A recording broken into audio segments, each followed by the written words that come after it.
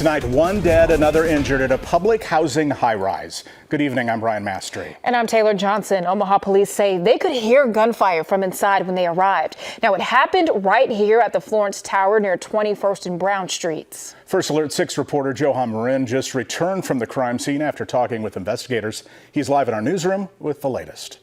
That's right, Brian and Taylor. The scene filled with anguish from those living inside the towers and family members coming to check on them. There's still a lot of questions as to what exactly happened, but here's what police tell me in their early investigation. Officers say they got a call of gunshots after 6 o'clock this evening at the Florence Tower. Once they approached the building, they could hear gunfire coming from inside the 6th floor. And as they climbed up there through the stairwell, they say they saw someone hurt and on the ground, unable to move. And shortly after, officers tell me they heard more gunfire. Officers returned fire at that point. While giving commands to an individual, they were able to take that individual into custody.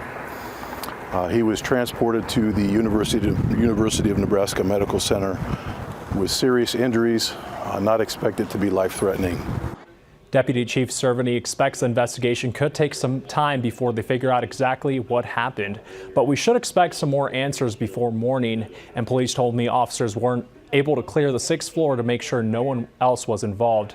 And now they're interviewing people to get to the bottom of the shooting. Brian, Taylor. All right, Johan, we do have a question for you. Are they letting people back into the Florence Tower?